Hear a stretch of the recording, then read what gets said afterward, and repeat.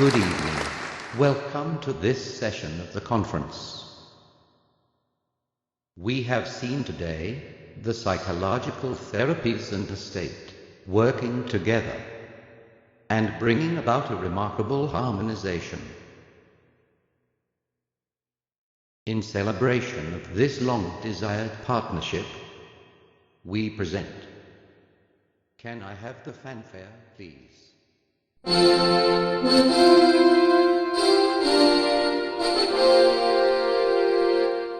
The psychological therapies are public declaration and definition.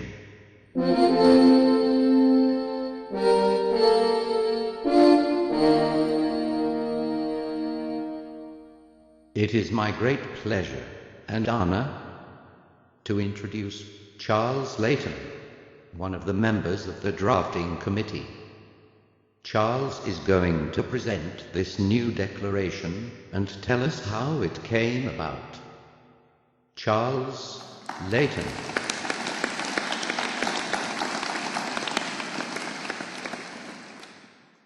Thank you, James.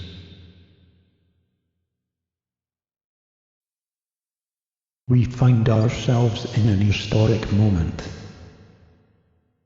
Psychology, psychotherapy, counseling, and even perhaps psychoanalysis. We are at last on our way to achieving our ambition to become partners in government. We have unique skills in the management of the nation's subjectivity. We look forward to having these skills endorsed by the elected representatives of this country. As I'm sure you will agree, it is indeed an historic moment. How could it be celebrated? What could be better than a public declaration, a definition of the psychological therapies? We thought first of a flag that could herald the momentous changes to the nation's psyche that we are on the way to delivering, as the result of the forthcoming marriage of psychopractice and the state.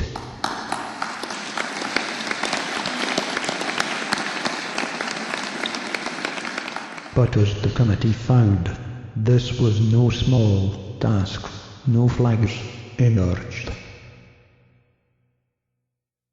As good practitioners should, we looked at our process. We decided that what we were doing was preparing something for you to eat. We were devising something that you would swallow, ingest, take into yourselves. Each member of the committee identified their wish list for this meal. This declaration.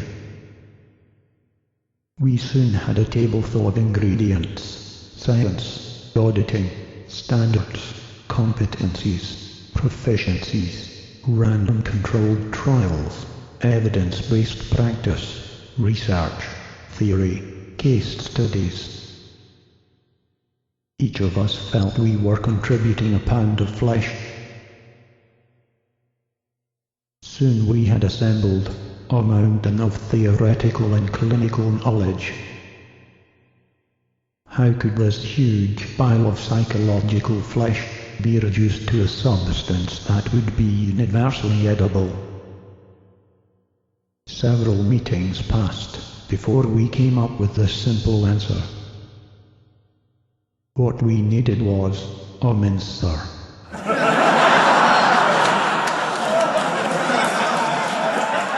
After we adopted this innovation, producing the declaration was all downhill. As you'd expect, we first did the test. When people come to us for help with their disorders of the human condition, we apply a huge range of theory and practice, don't we? So we took statistically significant samples of these clinical assets and put them through a new, shiny mincer. Out came a grainy, textured, porridge-like substance, with a very natural rich brown colour. Unfortunately, it also had a very unpleasant smell.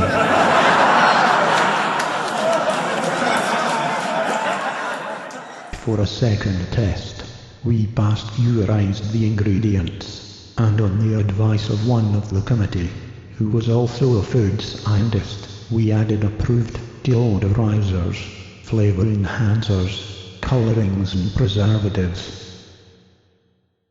The output was transformed.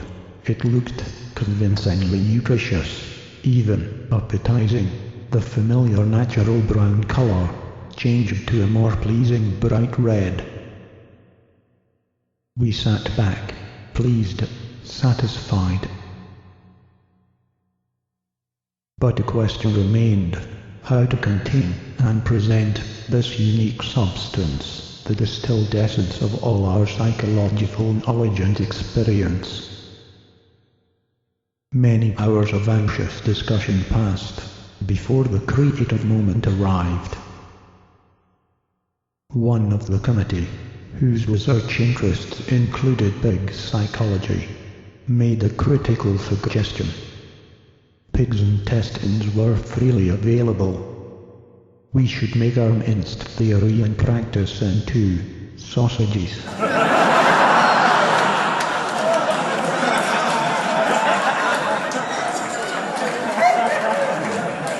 Sausages. The relief in the drafting committee was palpable. Sausages, easily transported, easy to cook and eat, and already a part of the diet of many practitioners. Our labors, already deeply satisfying, were matched by a final crowning glory, a eureka moment. This conference is being held in the Savoy Centre, on the site of the Savoy Palaces, home of an earlier Savoy Declaration 1658, like ours, a definition of faith and order. How could we honor both our production and its historic predecessor? What name should this sausage, this so historic declaration, carry? Here it is. What else could it be but the Savoy Declaration?